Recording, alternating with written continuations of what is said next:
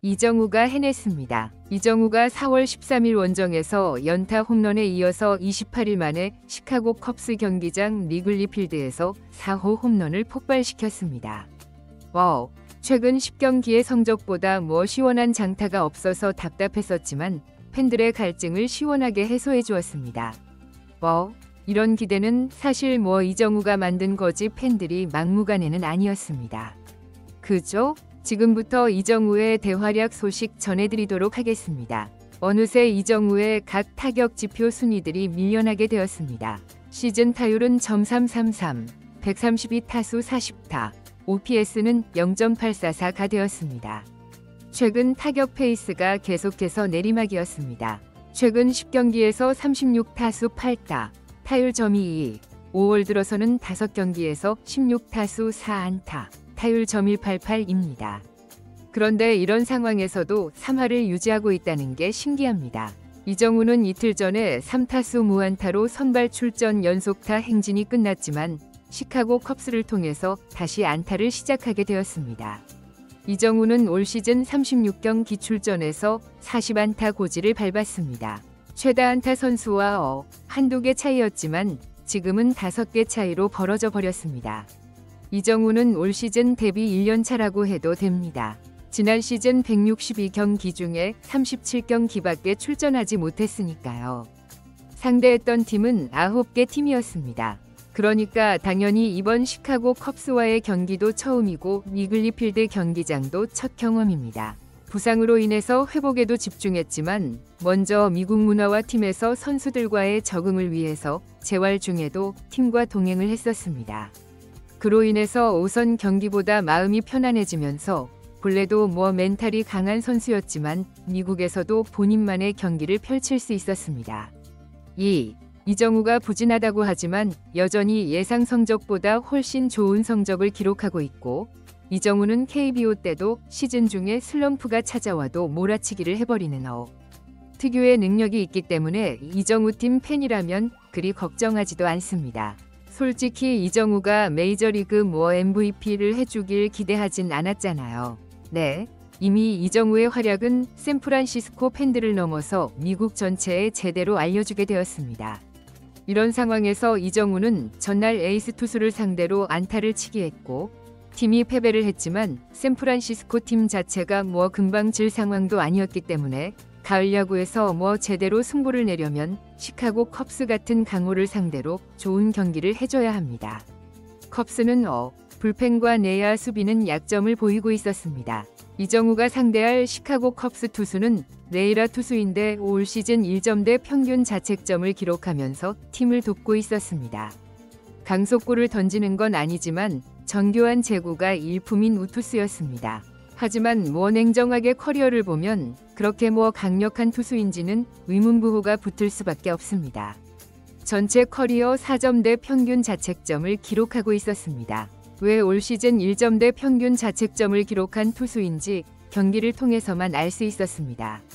1번 타자 야스트림스키는 초구에 타격을 하면서 플라이볼로 아웃이 되었고 2번 타자 아다메스는 삼진으로 아웃이 되었습니다.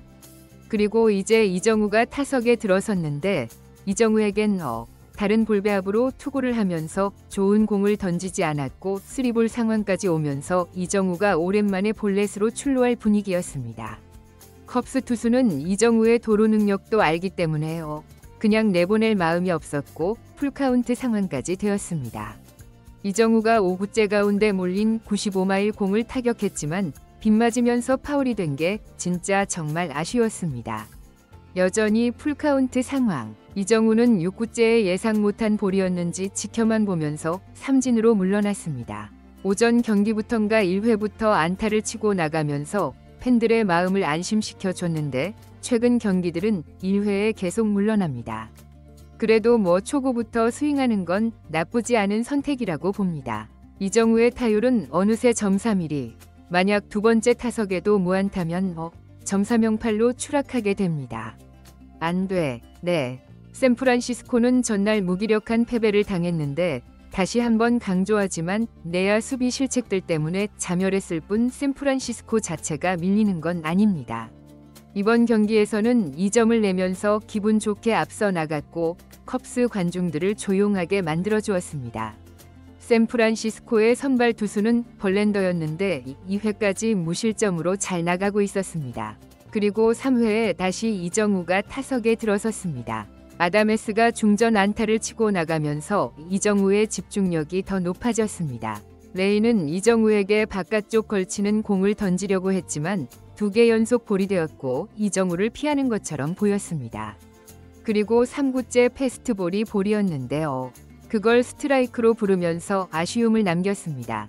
레이가 이때 이정우를 상대로 패스트볼로 재미를 봤기 때문에 이정우에게 약점인 줄 알고 계속 몰아붙이려고 하는 것 같습니다. 그리고 4구째 레이는 이번에도 패스트볼을 선택했습니다. 여기서 이정우가 제대로 풀스윙을 했고 170km짜리 속도로 쭉쭉 뻗어서 리글리 필드 담벼락을 넘기는 투런 홈런포를 쏘아 올렸습니다. 와, 점수를 벌리는 시원한 홈런. 28일 만에 홈런이었습니다.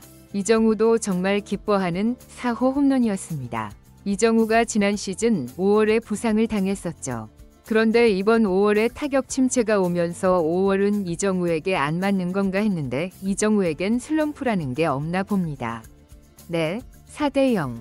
이정우가 타점도 2개를 올렸고 득점도 추가하게 되었습니다. 레이가 이정우에게 93마일 패스트볼을 던졌는데 이정우는 이미 162km 강속구도 쉽게 안타를 치는 선수인데 93마일이면 이정우에게 배팅볼이죠. 1점대 평균 자책점 투수가 이정우에게 무슨 생각으로 4연속 패스트볼을 던진 건지 어리석어 보였습니다. 메이저리그 트위터에서는 실시간으로 이정우의 홈런 장면을 공개하면서 바람의 도시에서 바람의 손자가 4호 홈런을 달성했다고 전했습니다.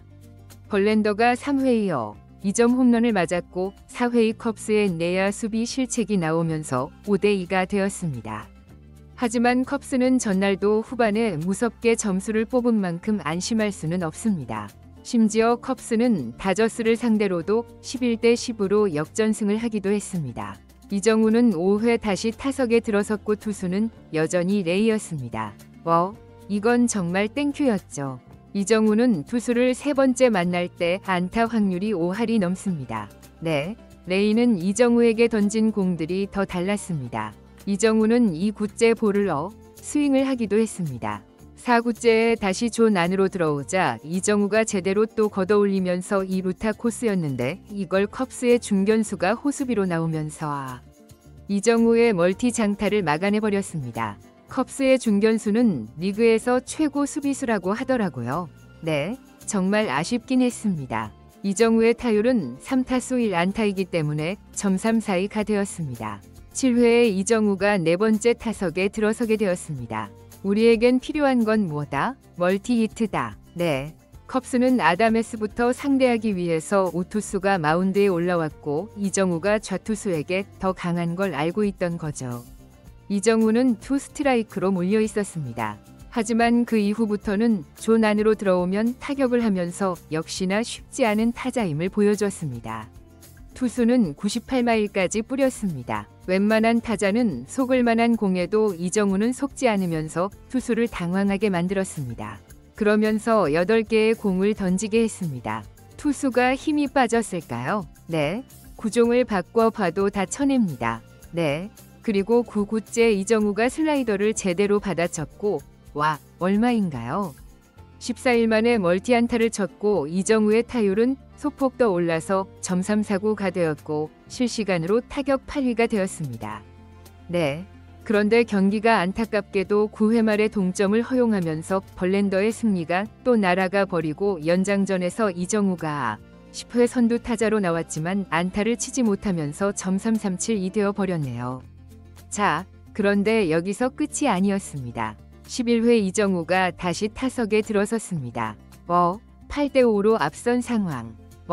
무사 만루에 이정우가 타석에 들어섰는데 이정우가 초구에 안타를 치면서 추가 득점을 뽑아주고 6타수 3안타를 때리면서 승리의 주역이 되었습니다.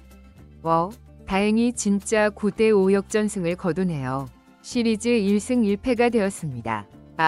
이정우가 원정에서 강한 건 확실합니다. 내일도 이정우의 활약으로 위닝 시리즈를 달성하길 응원합니다.